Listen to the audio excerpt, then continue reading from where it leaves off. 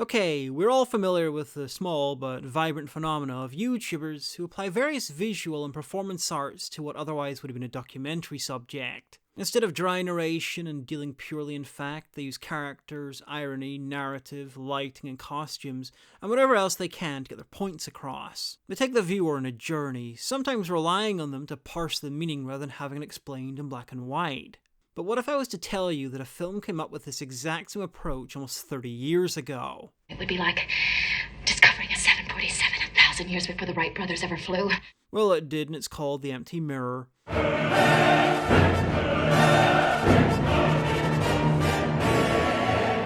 As far as I can tell, it was wholly unique when it came out in 1996. It's essentially an attempt to explain Hitler. Not in a documentary sense, but a fragmented psychodrama sense. Now, I'm not suggesting that the originator of the YouTube style, ContraPoints, copied the film. Mostly because it's a very obscure film, but also because it wouldn't fucking matter. Lots of original ideas were come up with independently by different people at different times, and each time is valid. Anyway, The Empty Mirror came out in 1996 and was a complete flop. Hell, even the artier end of film reviewers at the time fucking hated it. They were mostly a heady mix of confused and angry. Adolf Hitler may have been many things, but it seems unlikely that he was the colossal bore portrayed in the hyperthyroid hodgepodge of pseudopsychotherapy called The Empty Mirror. The Empty Mirror is one of those art house films so impressed with itself and brimming with pretension that it's difficult to sit through at all, let alone take it even half as seriously as it takes itself. What threatens at first to become a simple vulgarization of cyborgs, Hitler, a film from Germany, evolves instead into psychobabble. I guess you guys aren't ready for that yet. But your kids are gonna love it. The review comment on the DVD claims that if Stanley Kubrick ever made a film about Hitler, this would be it. And I disagree. If we're going to compare it to more traditional filmmaking, I'd say it's more like Downfall as seen through the prism of early David Lynch. It's set in a dark set of rooms at some point after the fall of the Third Reich, and Hitler is attempting to justify himself for some sort of posterity, talking and speeching to himself, commenting on his career while watching old footage, discussing the war with Göring and Goebbels, and even being analysed by Sigmund Freud. We have sections where he explains, in detail, fascist philosophy, the point of scapegoating the other, a lot in how Hitler used art, drama, and his own personal legend to manipulate the people of Germany, and ultimately to deify himself. And as the timeline discussed moves ever onwards, the subject moves to the Holocaust, his half-believed defences for his actions, how everything eventually came down to his hatred of the Jews, himself, and ultimately the German people, when they failed him in his self-made myth. This whole thing is like a director's commentary, and the film is a monster's life. On the surface, the film appears to be a platform for Hitler to self-obsess and glorify himself, but the other characters aren't there for his benefit. They're all there to goad him in different ways into some degree of confession, each taking a sliver of his defensiveness down over the course of the film. So when the walls of his constructed reality finally come crashing down, it almost drowns him in bloodshed. Honestly, the most straightforward explanation of this film is that it's purgatory and he's being cross-examined and offering his defense before being judged and placed into hell.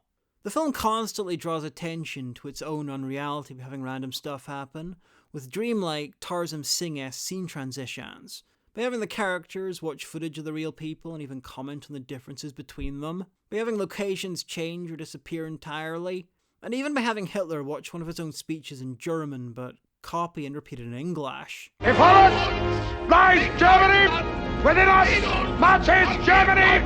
And after us comes Germany! It's a film that's been wrapped in almost infinite layers of artifice and meta, which even bleeds into the film's central performance. Irish actor Norman Rodway plays Hitler, but it's stage Hitler. The Hitler seen in speeches, seen in Triumph of the Will, yelling, larger than life and volatile, but all of it carefully choreographed. No mercy! Tell them Hitler has ice in his veins! Ice!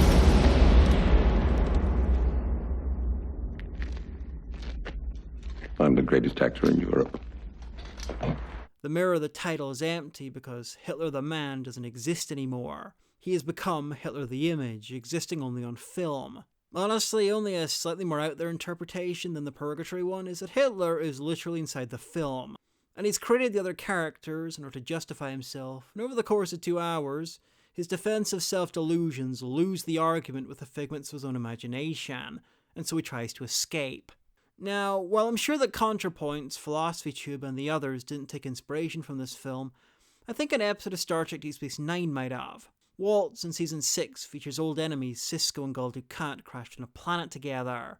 Sisko is injured and under Dukat's care, but Dukat's mind is fracturing. He's having visions of friends and enemies and desperately trying to get Sisko's approval. And over the course of the episode, the visions and Sisko break through self-delusions and defensiveness, and make him realize who he is, a genocidal fuckwit.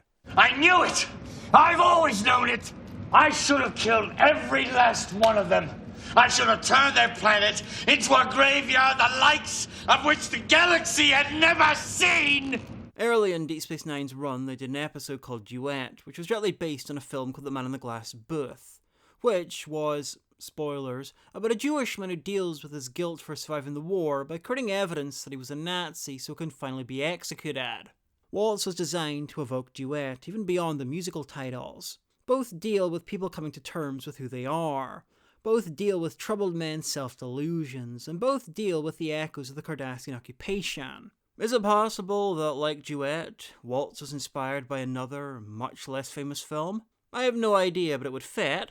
Hell, Ronald D. Moore said the episode was originally going to deal with delusions about Dukat's whole life, which would eventually come crashing down thanks to his conflicts with Sisko. Which sounds even more like The Empty Mirror. Anyway, this film is equal parts fascinating and exhausting. Its director Barry Hershey's only feature, and that is a tragedy. If Elias Merhej gets to do Shadow the Vampire after being begotten, then someone should hand Barry Hershey a script and a budget. I'd love to see what he does with a rom-com. Not to say that Barry Hershey's not made anything else, though. It's just been limited to short films and documentaries. Anyway, The Empty Mirror was years ahead of its time, and it's one of the most authentically unusual historical dramas I've ever seen. If that sounds interesting, then I suggest you check it out. It's on DVD and there's a copy on YouTube.